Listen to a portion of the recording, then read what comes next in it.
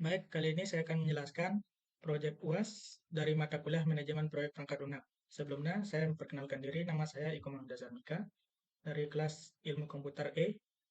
Nah, di sini anggota tim penyusun ada Wiwi Susanti, Putri Adindali, Lucy Sasmita, Izwan Kapi, dan Iko Mahmud Azamika saya sendiri.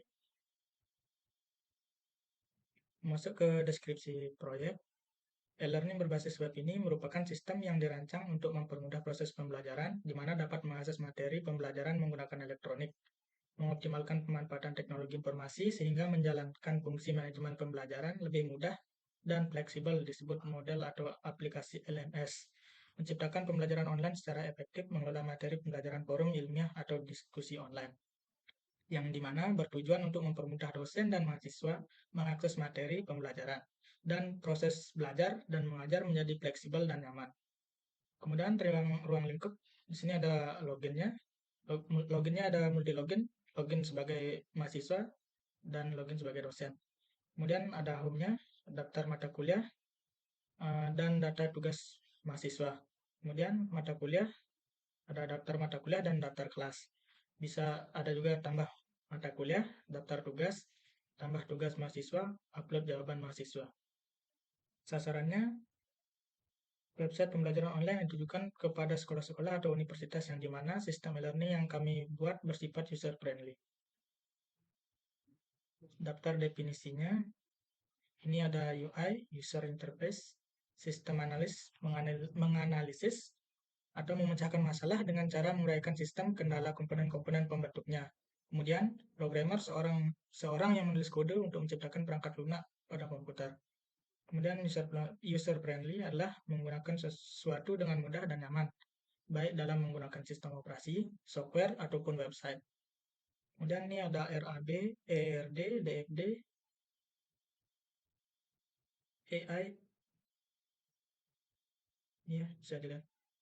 Kemudian ada struktur organisasinya, yang di atas Wiwi Susanti sebagai project manager, kemudian Izwan Kapi sebagai sistem analis, Putri Adinali sebagai desain, Ikomang Yuda Sarmika saya sendiri sebagai programmer 1 dan Lucy Sasmita sebagai programmer 2. Masuk ke peran dan tanggung jawab. Di sini Wiwi Susanti sebagai project manager yang dimana tanggung jawabnya mengawasi, membimbing, dan memberikan arahan kepada anggota proyek untuk menyelesaikan proyek sesuai dengan estimasi yang telah dibuat. Kemudian Izwan Kapi sebagai sistem analis, yaitu menyusun rancangan proyek yang ingin dibuat, menganalisa kebutuhan dan permasalahan dalam pengembangan atau pembangunan proyek. Kemudian yang ketiga ada Putri Adindali sebagai desain yang bertanggung jawab membuat desain dan merancang proyek sesuai dengan kebutuhan dalam pembangunan maupun pengembangan proyek. Kemudian saya sendiri, Ikomang Yuda Sarmika, sebagai senior programmer, yang dimana bertanggung jawab menulis dan menguji source code yang digunakan untuk membuat program perangkat lunak dari suatu proyek sesuai dengan kebutuhan dalam pembangunan dan pengembangan proyek. Kemudian ada Lucy Sasmita juga sebagai junior programmernya, menulis dan menguji source code yang digunakan untuk membuat proses perangkat lunak dari suatu proyek sesuai dengan kebutuhan dalam pengembangan dan pembangunan proyek. Dan ada estimasi proyek. Estimasi waktu yang kami dapatkan melalui perhitungan FIA dan Kokomo menggunakan kategori semi-detek didapat hasil seperti berikut. Dengan demikian, waktu yang kami dapatkan yaitu selama 10 bulan. Dan terhitung pengerjaan dimulai dari tanggal 1 Agustus hingga 1 Agustus 2022 hingga 30 Juni 2023 selama 5 hari. Rencana estimasi jumlah pekerja. Dari jumlah pekerja proyek ada berjumlah 5 orang, yang dimana ada manajer 1 orang, sistem analis 1 orang, desain UI 1 orang, dan programmer ada 2 orang. Kemudian ada rencana jadwal proyek, aktivitas proyek. Yang di sini ada inisiasi proyek, yang dimana menentukan manajer proyek, mencari sponsor proyek, dan menentukan pembagian job desk masing-masing anggota proyek. Kemudian ada perencanaan proyek, yang dimana aktivitasnya menyusun ruang lingkup proyek, menyusun estimasi pengerjaan proyek, menyusun rancangan fitur website. Kemudian pelaksanaan proyek.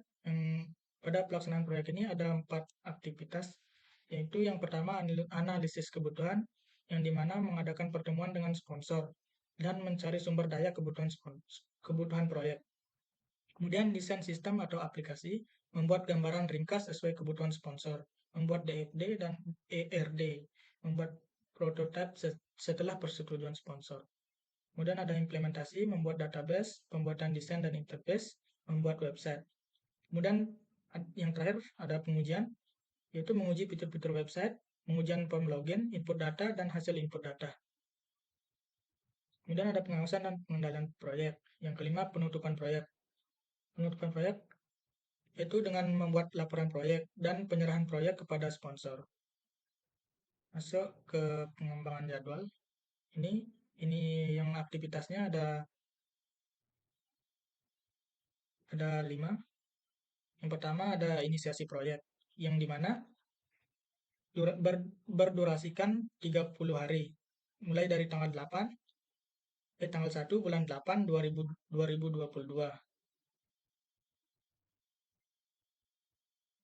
Ada perencanaan proyek yang berdurasi 45 hari, yang dimulai dari tanggal 12 bulan 9 2022.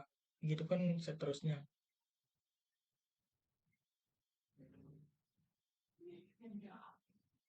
Kemudian ini penutupan proyeknya, yang penyerahan proyek kepada sponsor itu pada tanggal 27 bulan 6 2023. Ini ada timeline jadwalnya.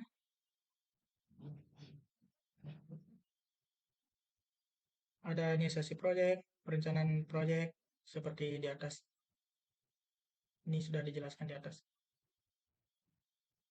Kemudian ada RAB. Yang pertama ada kisaran gaji atau honor peran, yang dimana manajer proyek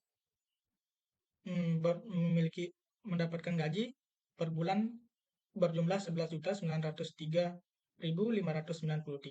Sistem analis dalam per bulan mendapatkan gaji 8.998.248. Desain memiliki gaji 3.450.507 rupiah.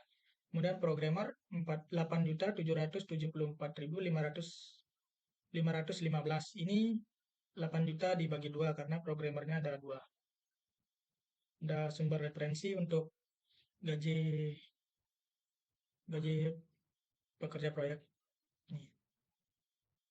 Kemudian ada RAB dari keseluruhan. Yang inisiasi proyek, di mana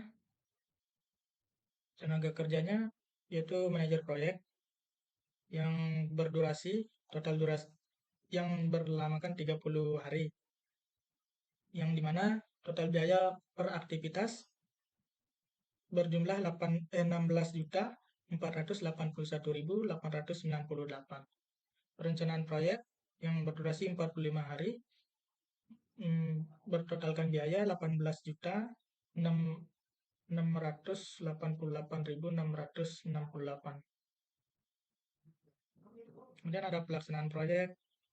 Pelaksanaan proyek ada analisis kebutuhan, ada desain sistem, implementasi, pengujian. Itu bertotalkan 66.990.816. Penutupan proyek. Penutupan proyek menghabiskan biaya 4.944.569, yang dimana subtotal dari RAB bertotalkan 126.084.230 rupiah. Ya, mungkin sekian dari saya. Kurang lebihnya mohon dimaafkan. Terima kasih.